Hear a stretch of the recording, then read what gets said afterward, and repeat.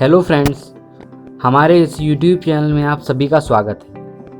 आज मैं आपके लिए जैन धर्म से संबंधित एक वीडियो लाया हूँ। इस वीडियो में जैन धर्म के बारे में सारा विवरण दिया है कि जैन धर्म धीरे धीरे किस तरह से व्यक्तियों द्वारा स्वीकार किया, किस तरह से यह प्रचलन में आया। मैं इसी तरह से समय समय पर इतिहास विषय पर महत्वपूर्ण वीडियोज़ लाता रहूँगा। इसके लिए आपको हमारे इस YouTube चैनल को सब्सक्राइब करना है। आइए वीडियो शुरू करते हैं। जैन धर्म की शुरुआत। उत्तर वैदिक काल के अंत में अनेक तरह के कर्मकांड एवं जाति व्यवस्था अपने चरम सीमा पर पहुंच गई थी। इस वजह से दो नए धर्म प्रचलन में आए जिनके सिद्धांत अत्यंत सरल थे।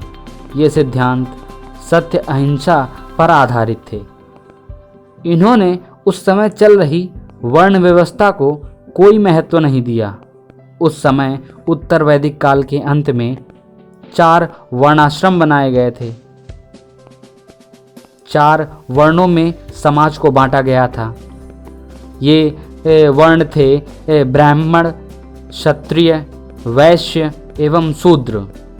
इस वजह से अनेक कर्मकांड बढ़ गए तो 2 नए धर्म अस्तित्व में आए। इन धर्मों को समाज से बहुत ही ज़्यादा स्वीकारा गया।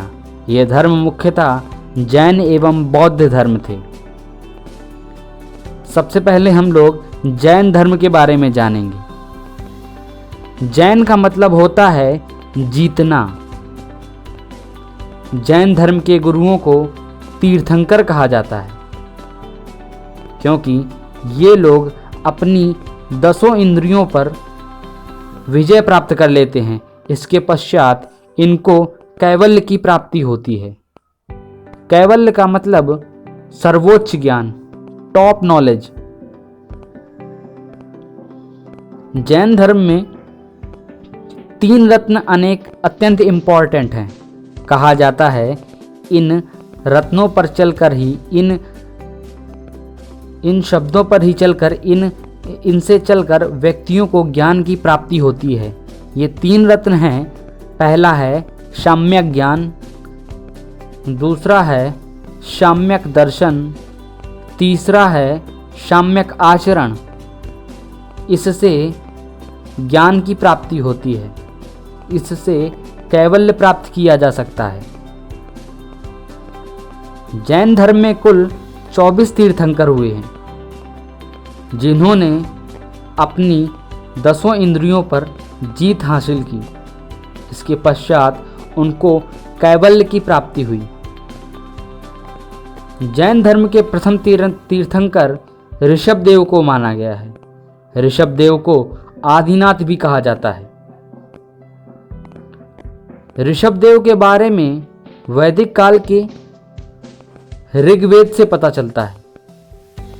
इनको सांड से इंडिकेट किया जाता है। इन्होंने वेदों का विरोध किया था। इन्होंने जैन धर्म की स्थापना की एवं वेदों एवं कर्मकांडों का विरोध किया। ये वर्ण व्यवस्था के खिलाफ थे। 24 तीर्थंकरों में से एकमात्र महिला तीर्थंकर जो कि 19वीं तीर्थंकर मितिल हुई। ये जैन धर्म की एकमात्र महिला तीर्थंकर थी। इसके पश्चात महत्वपूर्ण तीर्थंकर 23वें तीर्थंकर पार्श्वनाथ को कहा गया है। इनको सर्प से डिनोट किया जाता है। पार्श्वनाथ के पिता का नाम अश्वसेन था जो कि बनारस के राजा हुआ करते थे। इनकी माता का नाम वामा था।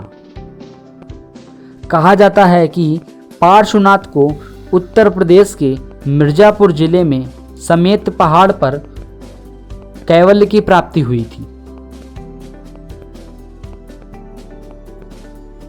पार्श्वनाथ ने जैन धर्म में 4 सिद्धांत भी दिए हैं कि जैन धर्म के व्यक्तियों को इन सिद्धांतों पर अपना जीवन निर्वाह करना चाहिए। ये सिद्धांत हैं सत्य, अहिंसा, आस्तेय एवं अपरिग्रह। पहला है सत्य। इसमें व्यक्ति को कभी झूठ नहीं बोलना चाहिए, उसको सत्य बोलना चाहिए, सत्य की राह पर चलना चाहिए। दूसरा है अहिंसा। इसका मतलब है किसी भी पशु की हत्या ना करें, किसी भी प्रकार की हिंसा अपने जीवन में ना लाएं। इसके पश्चात तीसरा है आस्तेय। आस्तेय का मतलब होता है चोरी ना करें, किसी भी प्रकार से चोरी नहीं करनी चाहिए। चौथा है अपरिग्रह। अपरिग्रह का मतलब होता है धन की जमाखोरी करना। इन्होंने कहा है कि धन का एकत्रण ना करें, धन को एकत्र करना बंद कर दें। धन का इतना जमाव अपने पास रखें जिससे उनका एक समय का भोजन निर्वाह हो सके। इसके पश्चात जैन धर्म के 24वें तीर्थंकर स्वामी महावीर जैन को माना गया है। ये जैन धर्म के अंतिम तीर्थंकर थे। इन्हें जैन धर्म का वास्तविक तीर्थंकर भी कहा गया है, क्योंकि इन्होंने जैन धर्म का प्रचार प्रसार सबसे ज़्यादा किया। इनके समय में जैन धर्म का विस्तार सबसे ज़्यादा हुआ। इस वजह से स्वामी महावीर जैन को जैन धर्म का वास्तविक तीर्थंकर भी कहा गया है। स्वामी महावीर जैन के पिता सिद्धार्थ एवं इनकी माता 23वें तीर्थंकर पार्श्वनाथ के अनुयायी थे। इसी प्रभाव के कारण स्वामी महावीर जैन के जीवन में जैन धर्म का महत्व बढ़ा। स्वामी महावीर जैन ने सबसे ज़्यादा जैन धर्म का विस्तार किया। इन्होंने पार्श्वनाथ के 4 सिद्धांतों में 5वां सिद्धांत भी जोड़ा, जो कि ब्रह्मचर्य है। इसका मतलब कि शादी ना की जाए। इन्होंने 5वां ब्रह्मचर्य नाम से सिद्धांत दिया। आइए स्वामी महावीर जैन की जीवन परिचय पर नजर डालते हैं। इनका जन्म 540 और 599 बीसी में कहा जाता है। इनके जन्म के 2 तर्क हैं। कुछ लोग कहते हैं कि इनका जन्म 540 बीसी में हुआ और कुछ लोगों का मत है कि 599 बीसी में। सबसे ज़्यादा 540 माना जाता है। 540 बीसी में माना जाता है कि इनका जन्म वैशाली के कुंडी ग्राम बिहार में हुआ। ये ग्रातक वंश के थे। इनके बचपन का नाम वर्धमान था। इनके पिता सिद्धार्थ कुंडीग्राम के राजा थे एवं इनकी मां त्रिशला, जो कि लक्ष्मीराज घराने की थी। त्रिशला का भाई चेटक था, जो कि वैशाली का राजा था। इसके पश्चात चेटक की पुत्री छलना, जो कि मगध महाजनपद के किंग बिंबसार की पत्नी थी। इस तरह से महावीर स्वामी का संबंध सीधे मगध महाजनपद के राजघराने से था। महावीर की पत्नी का नाम यशोदा एवं पुत्री का नाम प्रियदर्शना था। इनके दामाद का नाम जमाली था। इन्होंने अपने दामाद को ही अपना प्रथम शिष्य बनाया था। वर्धमान के बड़े भाई का नाम नंदीवर्धन था। जब वर्धमान 30 वर्ष के आयु के हुए, उस समय इनके पिता सिद्धार्थ का निधन हो गया। इसके पश्चात कुंडीग्राम का राजा नंदीवर्धन बना। नंदीवर्धन से अनुमति लेकर ही वर्धमान 30 वर्ष की आयु में अपने घर का त्याग किया। इन्होंने 12 वर्ष की कठिन तपस्या के पश्चात कैवल्य की प्राप्ति की। इन्हें कैवल्य की प्राप्ति जंभ्रिय गांव में, जो कि आधुनिक बिहार में स्थित है, वहां पर साल वृक्ष के पेड़ के नीचे, जो कि ऋजुपालिका नामक नदी के किनारे था, वहां पर इनको कैवल्य की प्राप्ति हुई। फिलहाल वर्तमान काल में ऋजुपालिका नदी अदृश्य हो गई, इसका पता नहीं है। कैवल्य के पश्चात इनका नाम महावीर पड़ा।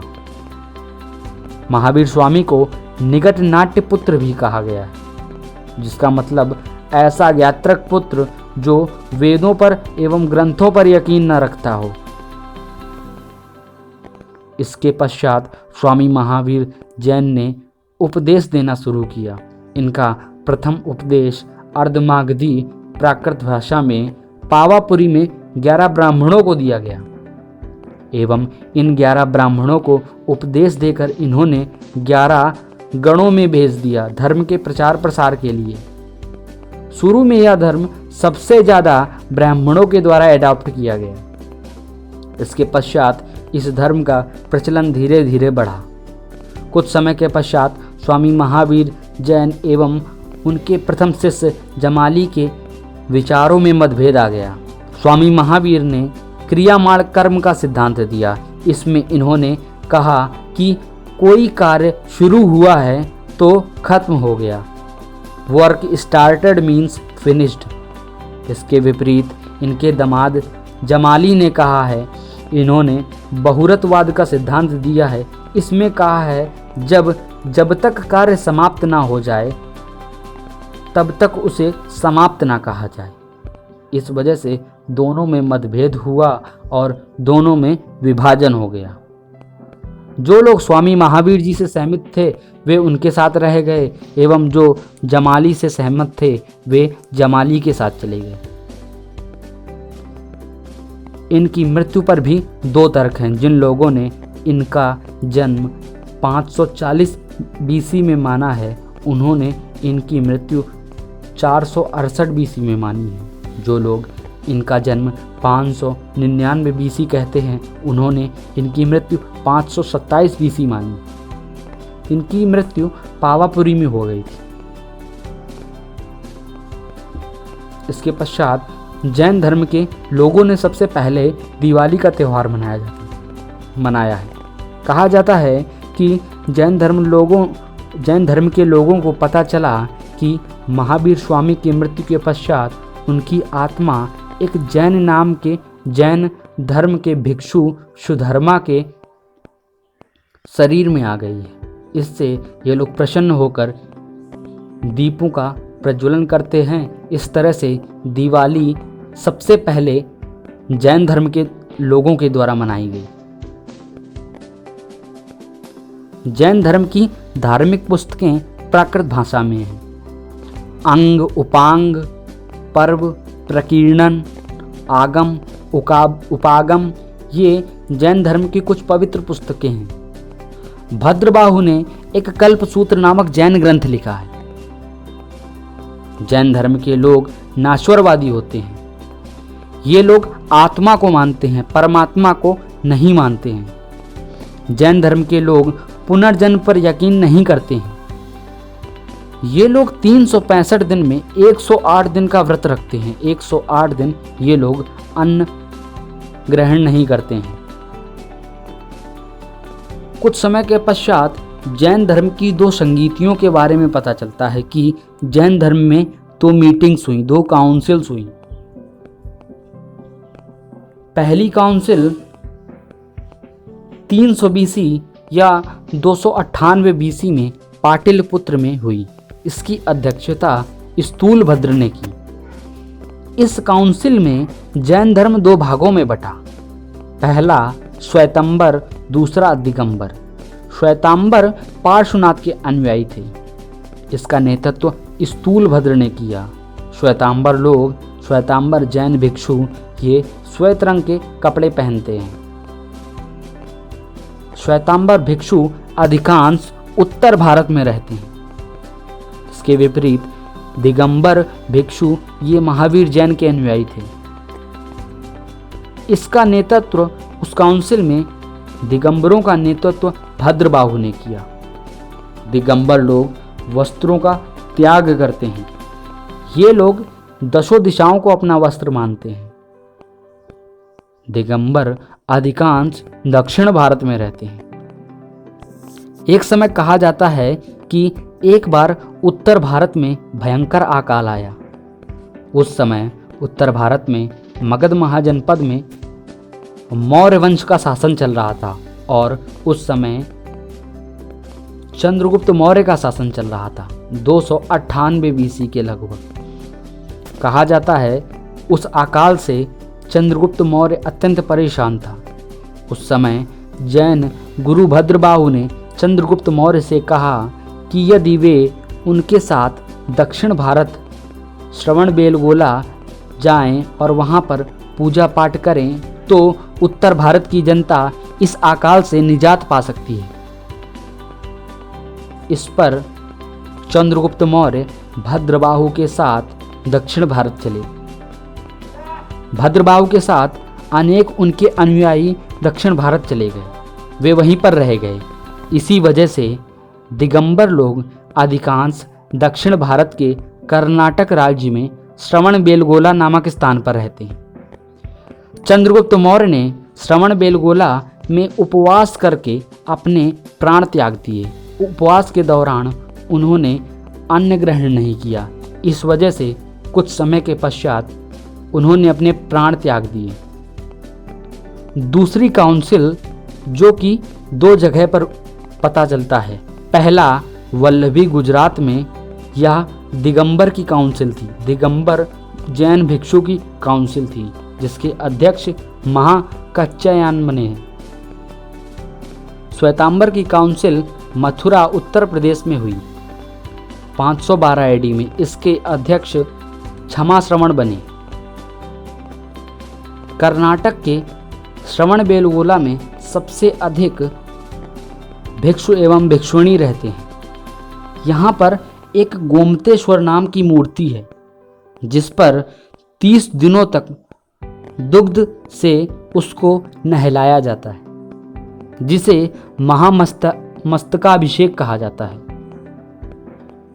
इस वजह से जैन भिक्षु अधिकांश दक्षिण भारत में रहते हैं। दिगंबर जैन भिक्षु अधिकांश दक्षिण भारत में रहते हैं और श्वेतांबर जैन भिक्षु ये उत्तर भारत में रहते हैं। इसी के साथ यह वीडियो समाप्त होता है।